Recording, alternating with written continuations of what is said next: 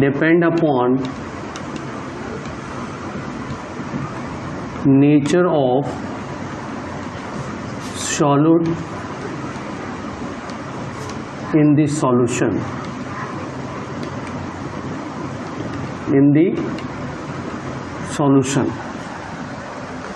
सो पहला कोई भी कॉलिगेटिव प्रॉपर्टी से कुछ कंडीशन है, so condition of colligative properties, condition of colligative properties. First condition है the solution should be dilute, the solution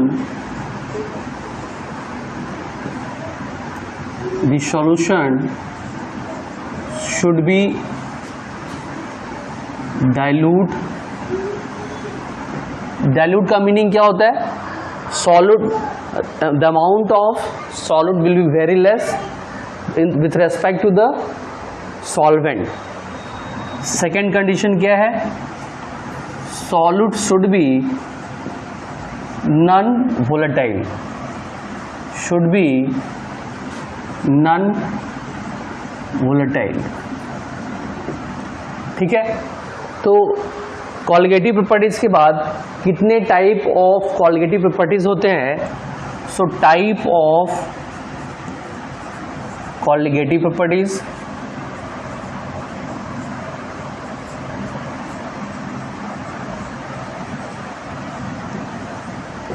first relative lowering in vapor pressure, relative lowering in vapor pressure, इसको short form में RL VP भी बोला जाता है। Second है elevation in boiling point, elevation in boiling point. Third है depression in freezing point, depression in freezing point. और fourth है ऑस्मोटिक प्रेशर, ऑस्मोटिक प्रेशर नीचे दिख रहा है, एक मिनट, ऑस्मोटिक, ठीक है, ऑस्मोटिक प्रेशर है ना। यहाँ पे हम लोग इसके बाद वांट ऑफ फैक्टर को डिफाइन करेंगे। सो नेक्स्ट टॉपिक हमारा है want of factor, want of factor. इसको हम लोग I से डिनोट करते हैं। वांट ऑफ फैक्टर I से डिनोट करते हैं, और इसको जब डिफाइन करते हैं तो number of mole after dissociation और बिफोर आफ्टर डिसोसिएशन और association upon total number of mole before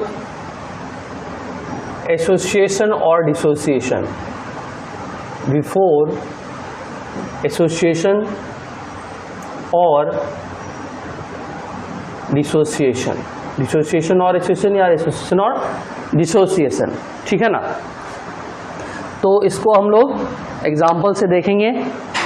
I के वैल्यू को सपोज कीजिए NaCl है सॉल्यूशन में, सो NaCl क्या देगा सॉल्यूशन में, एक्वा सॉल्यूशन में Na प्लस और Cl आयन। हमने स्टार्टिंग में इसका A मोल ले लिया। अगर इसका डिग्री ऑफ डिसोसिएशन अल्फा है, डिग्री ऑफ डिसोसिएशन अल्फा है, तो अगर अल्फा डिग्री ऑफ डिसोसिएशन क्या होता है, number of mole dissociate out of one mole, एक मोल में जितना नंबर ऑफ मोल डिसोसिएट होता है उसको हम लोग डिग्री ऑफ डिसोसिएशन कहते हैं। तो एक मोल में अगर अल्फा मोल डिसोसिएट हो जाएगा तो ए मोल में कितना हो जाएगा, ए अल्फा।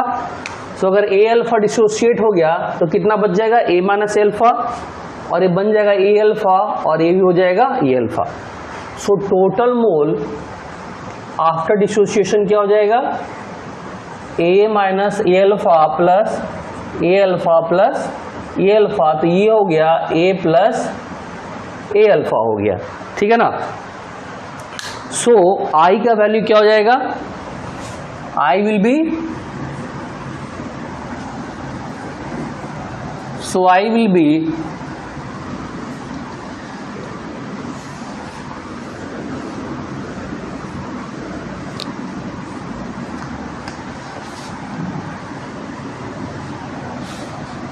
सो यहां पे आई हो जाएगा, i will be equal to number of mole after dissociation और association, a plus A alpha upon a, ये हो गया 1 प्लस अल्फा, ठीक है ना। अगर डिग्री ऑफ डिसोसिएशन मैक्सिमम हो जाए दैट इज 1, सो आई क्या हो जाएगा 2, ठीक है ना। सिमिलरली अगर लेते हैं MgCl2, MgCl2 क्या हो जाएगा, Mg2 प्लस 2Cl आयन, ठीक है ना। इसी तरह से अगर A है तो ये हो जाएगा A माइनस ए अल्फा, और ये हो जाएगा A अल्फा, और ये हो जाएगा 2A अल्फा। सो टोटल मोल कितना हो जाएगा, total mole is equal to A minus A alpha plus 2A alpha upon A, so ये हो जाएगा A plus 2A alpha upon A, so ये हो गया 1 प्लस 2 अल्फा, है ना। सो यहाँ पे I का वैल्यू हो गया 1 प्लस 2 अल्फा, सो अल्फा क्या हो जाएगा, I minus 1 upon 2। So in general अगर इसका हम लोग फॉर्मूला देखना चाहेंगे तो I का वैल्यू जो होता है 1 plus n minus 1 alpha, where n is number of particles after dissociation. So ये हो गया I जब डिसोसिएशन होता है तब। अगर एसोसिएशन होता है सो वहां पे क्या हो जाएगा, जब एसोसिएशन होगा तो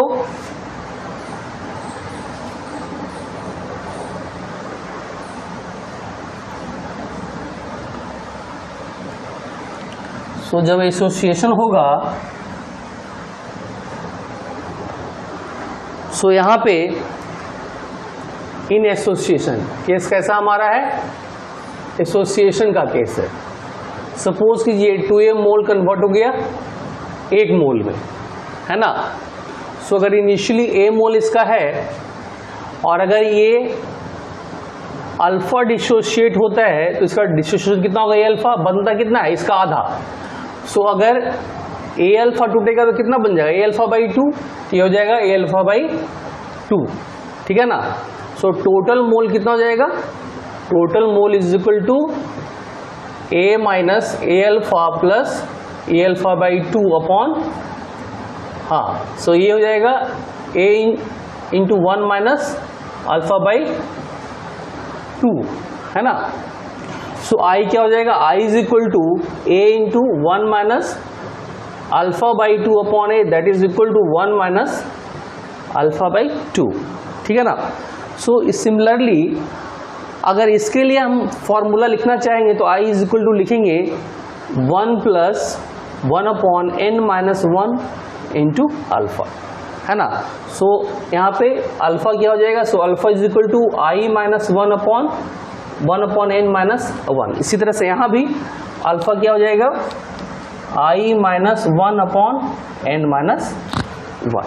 सो इस तरह से हम लोग अल्फा निकाल सकते हैं जब डिसोसिएशन होगा या एसोसिएशन होगा। अगर याद रखना है तो यहाँ पे n के बजाय यहाँ पे क्या हो जाएगा, 1/n हो जाएगा, ठीक है ना। सो इसके आगे हम लोग देखेंगे, सो एक्चुअली ये है क्या।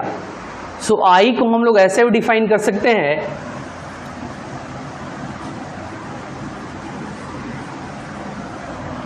आई को भी लिख सकते हैं एबनॉर्मल कॉलिगेटिव प्रॉपर्टीज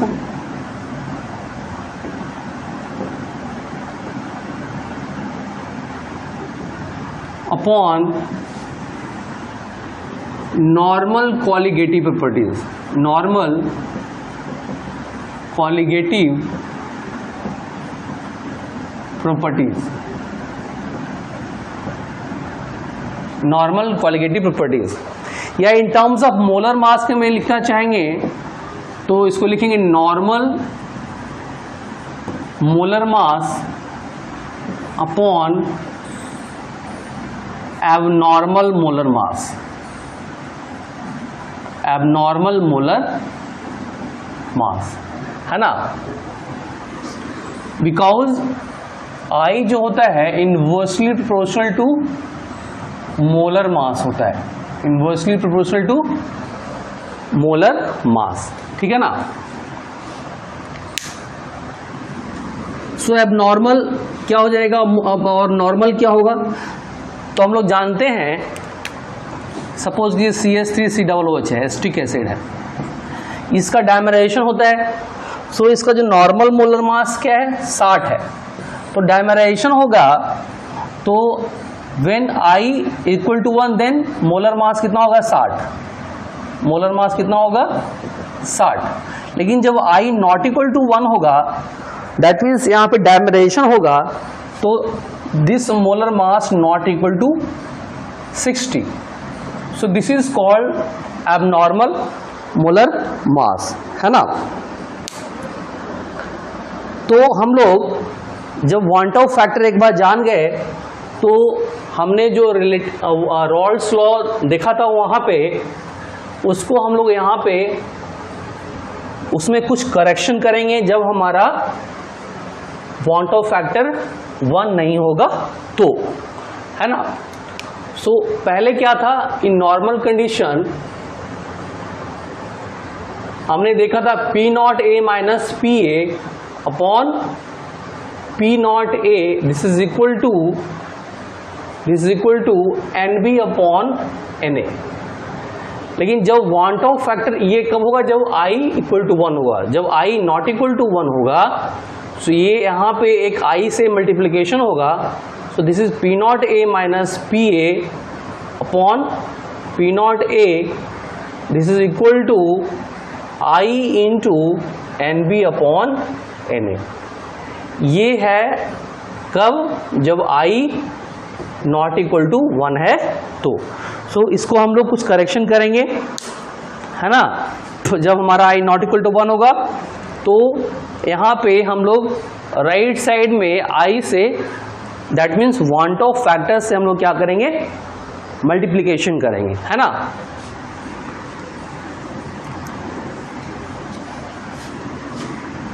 अब हम लोग देखेंगे osmosis process, osmosis process.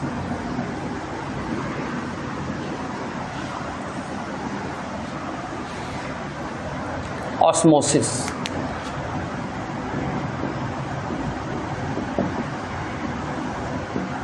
Osmosis process क्या है।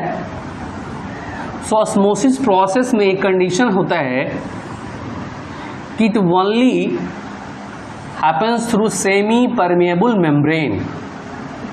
Semi permeable membrane that means झिल्ली टाइप का कोई भी जिसमें पोर्स बहुत ही स्मॉल पोर्स होंगे उसके थ्रू सॉल्वेंट पास आउट होगा। सो अगर मान लिया कि ये सॉल्यूशन है, सॉल्यूशन साइड है और ये सॉल्वेंट साइड है और ये एसपीएम, इसको बोलते हैं semi permeable membrane. Semi permeable membrane, semi permeable membrane, है ना। सो इसको कैसे डिफाइन करेंगे? द प्रोसेस इन विच या the spontaneous flow of solvent toward solution through semi permeable membrane is called osmosis. The spontaneous process in which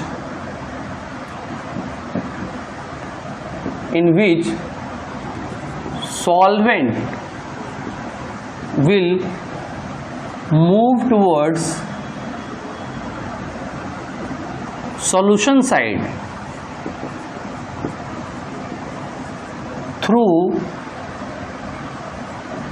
semi permeable membrane, short में इसको SPM लिखते हैं, थ्रू एसपीएम। और ऐसे भी इसको देख सकते हैं, सपोज कीजिए इस साइड इसका कॉन्सेंट्रेशन C1 है और इस साइड कॉन्सेंट्रेशन C2 है, एक सॉल्यूशन C1 है दूसरा C2 है, और अगर C1 ग्रेटर देन C2 है तो ये लेस कॉन्सेंट्रेटेड है, ये लेस कॉन्सेंट्रेटेड है और ये मोर कॉन्सेंट्रेटेड है। तो ऐसे भी डिफाइन कर सकते हैं, the spontaneous process in which less concentrated solution move towards more concentrated solution through semi permeable membrane is called osmosis, is called osmosis. ठीक है, अब देखिए एक बार हम ऑस्मोसिस समझ गए, उसके बाद हम लोग ऑस्मोटिक प्रेशर को समझेंगे कि ऑस्मोटिक प्रेशर होता क्या है। ठीक है ना, ऑस्मोटिक प्रेशर। तो इसको डिफाइन के लिए एक डायग्राम हम बना रहे हैं। एक कंटेनर है, इस कंटेनर में हमने एक इस आकार का एक बर्तन डाल दिया है।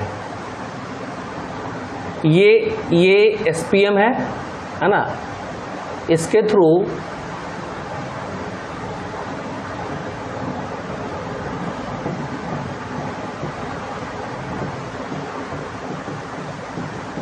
इसका कॉन्सेंट्रेशन C2 है, इसका कॉन्सेंट्रेटेड C1 है, और मान लिया C1 ग्रेटर देन C2 है, तो क्या होगा, इसके थ्रू सॉल्यूशन स्पॉन्टेनियस फ्लो होगा सॉल्वेंट का, इस C2 सॉल्यूशन का C1 के तरफ। अगर मान लिया कि हम इतना प्रेशर अप्लाई कर दें ऊपर से, इतना प्रेशर अप्लाई कर दें ऊपर से कि ये ऑस्मोसिस प्रोसेस को प्रिवेंट कर दे, रोक दे, that pressure is called osmotic pressure. यानी the external pressure applied in such a way that the osmosis process will prevent that pressure is called osmotic pressure, है ना। इसको कैसे डिफाइन कर सकते हैं हम लोग? सपोज कीजिए इसको हमने यहाँ पे एक पिस्टन है, h हाइट से इसको हमने नीचे लाया है, और C1 का जो डेंसिटी है उसका वैल्यू है D, क्या है, D है ना। इसको डिफाइन कर सकते हैं हम लोग, कैसे डिफाइन करेंगे? Osmotic pressure, osmotic pressure, the external pressure, the external pressure applied to on the side of solution, on the side of solution in such a way that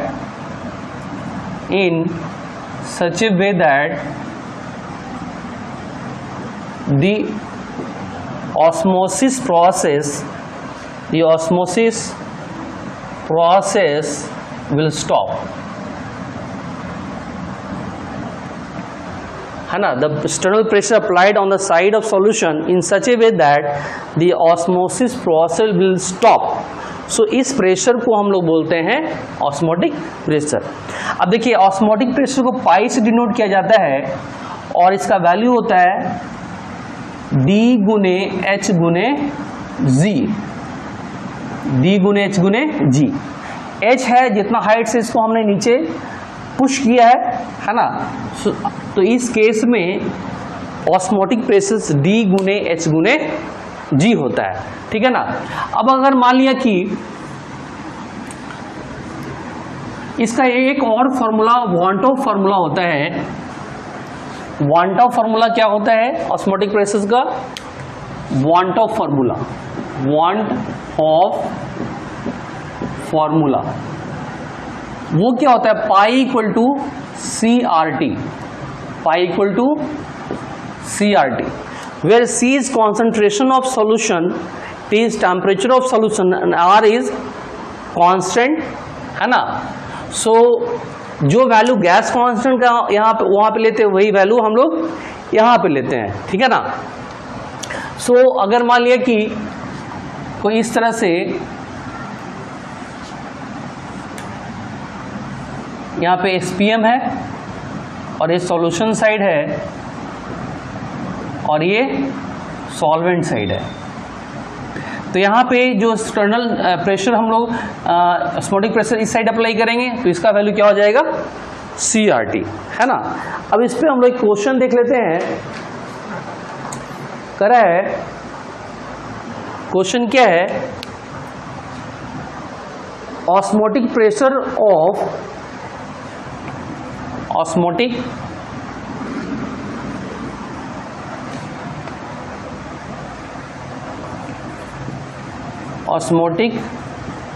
pressure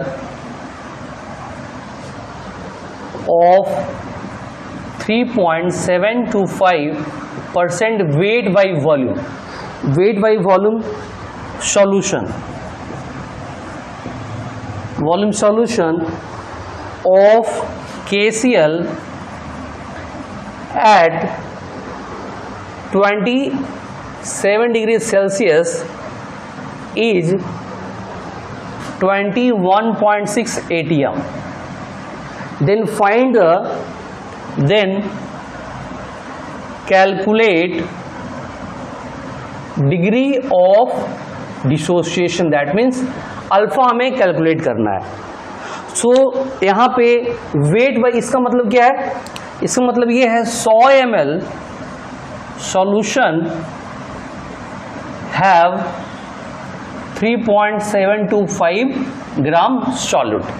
तो सॉल्यूट का wait दिया हुआ है, ठीक है ना। जब सॉल्यूट का वेट दिया हुआ है तो इसका नंबर ऑफ KCl है, KCl इसका कितना होता है? 39, 35.5 और 39, है ना। 74.5 इसका मॉलिक्यूलर वेट होता है। तो नंबर ऑफ मोल क्या हो जाएगा? Number of mole of KCl क्या हो जाएगा? 3.725 अपॉन 74.5 ये हो जाएगा, ठीक है ना। तो पाई अगर निकालेंगे, C is concentration, that means molarity, that means molarity. तो पाई क्या हो जाएगा? 3.725 अपॉन 74.5 इंटू 100 ml को हम लोग किस में कन्वर्ट करेंगे? लीटर में, है ना। इंटू 0.082 इंटू 300 केल्विन, है ना। सो यहाँ पे ये हो गया, है ना। सो इसका वैल्यू जब हम लोग कैलकुलेट करेंगे तो इसका वैल्यू हो जाएगा, ये हो गया पाई इक्वल टू CRT। अच्छा, इसमें एक हम लोग I से मल्टीप्लाई भी करेंगे, I से, है ना, क्योंकि यहाँ पे यहाँ पे KCl ब्रेक होगा। सो यहाँ पे I से मल्टीप्लाई करेंगे, है ना, क्योंकि पहले I निकालेंगे हम लोग। सो 37 ये पाई कितना है? 21.6 इक्वल टू I गुने 10 इंटू 3.72 अपॉन 74.5, ये इसको 1/12 मान लीजिए, ये 300। जब लोग निकालेंगे तो I का वैल्यू कितना आ जाएगा? 1/2 आ जाएगा, ठीक है ना। तो डिग्री ऑफ डिसोसिएशन कैसे निकालेंगे? सो जब डिग्री ऑफ डिसोसिएशन निकालेंगे तो अल्फा क्या होता है? अल्फा क्या होता है? सो I का फॉर्मूला क्या होता है? 1 + n-1 अल्फा। सो अल्फा क्या हो जाएगा? I-1 अपॉन n-1, है ना।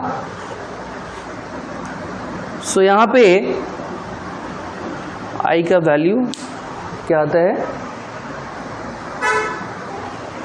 सो आई का वैल्यू अगर हाफ आएगा तो ये निगेटिव हो जाएगा, है ना, n-1 अल्फा, ठीक है। सो जो भी होगा कैलकुलेट, जब हम लोग कैलकुलेट करेंगे तो जो भी आई का वैल्यू होगा जब यहाँ पुट करेंगे, और n का वैल्यू क्या लेंगे 2, n क्या होगा, n का वैल्यू 2 लेंगे, तो KCL जब ब्रेक होगा किस में ब्रेक होगा, K प्लस और Cl माइनस में, तो जो भी अल्फा का वैल्यू होगा वही आपका यहाँ पे आंसर हो जाएगा, ठीक है ना। सो थैंक यू स्टूडेंट, आपको ये वीडियो पसंद आएगा, है ना, तो आप इस हमारा वीडियो को शेयर कीजिए और हमारा अर्पण ऐप को सब्सक्राइब कीजिए। Thank you very much.